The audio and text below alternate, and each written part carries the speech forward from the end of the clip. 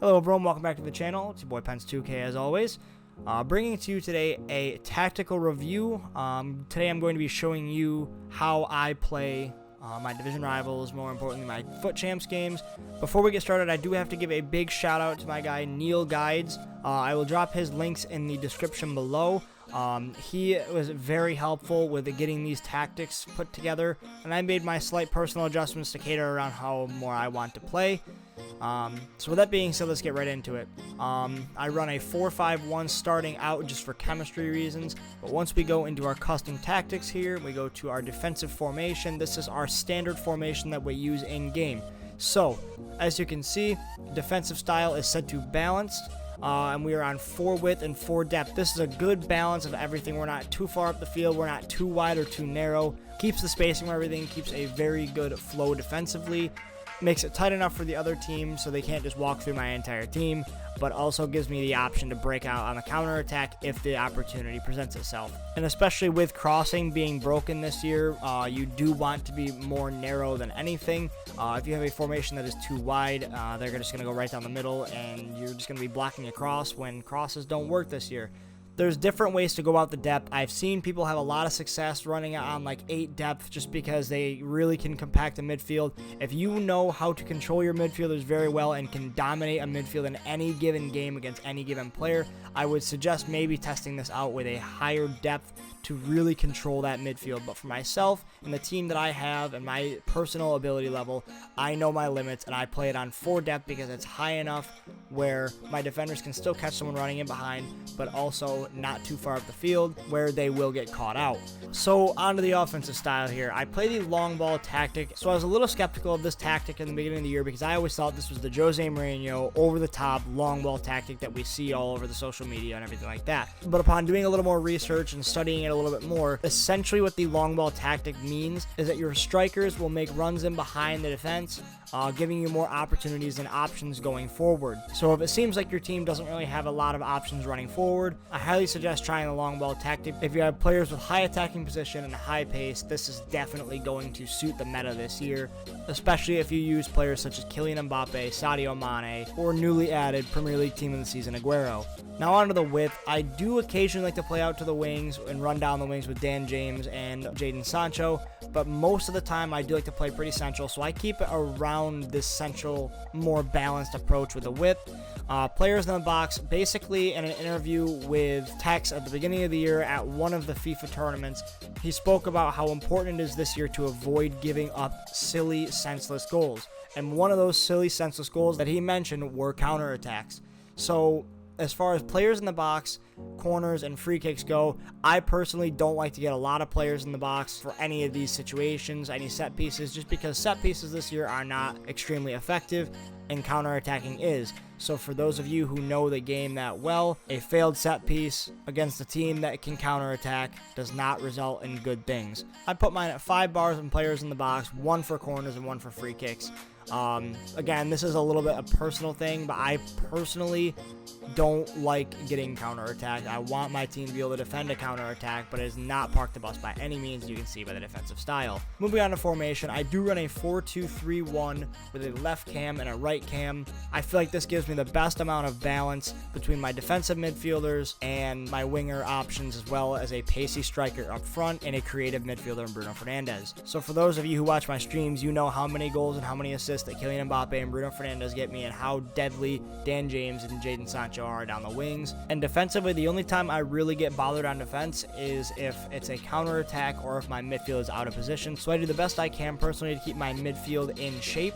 Now moving on to instructions, this is probably one of the most important parts of the video. So going back to what Tex said earlier in the year, giving up counter attack goals are senseless goals, and we want to avoid that by any means possible. So fullbacks are both set to stay back while attacking, normal interceptions, and mixed attack. Since they will be staying back, the run type will not play too much of a factor on how they play. So as I said, both fullbacks are set to stay back while attacking. Moving on to the defensive midfield, I have them set to cut passing lanes and stay back while attacking, and cover center. Some people may not know, but in a 4-2-3-1, these defensive midfield positions automatically default to the cover wing, as you can see from the default underneath them.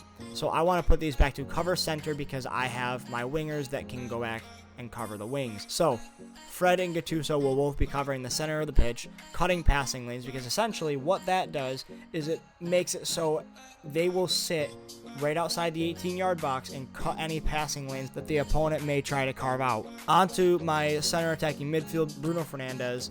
I have him set to come back on defense, even though this is going to be the primary player that you're going to control. Basically, you're going to want to hover around the top of the box and not really stray too far from there.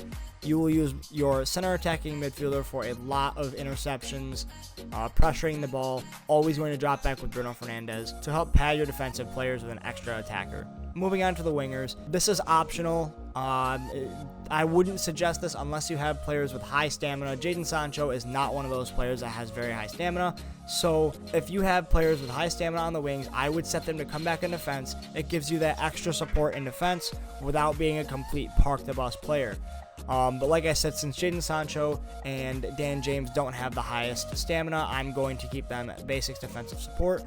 Another super important thing about this is that they are both set to free roam. Essentially what free roam means is that when you are getting pressed, now the EA have rolled out another patch making it so high pressure is super effective, super buffed. What essentially Dan James will do, or Jadon Sancho, say I have Hector Bellerin and I'm under pressure in my right corner, Dan James, instead of staying out wide or staying in his set position, will run into free spaces to present himself as an option to outlet on the break. In Foot Champs, the majority of players that you will come up against, the majority of the better players will press and will know how to run an efficient and effective press. So having these players set to free roam really adds an extra option when you're trying to break a press.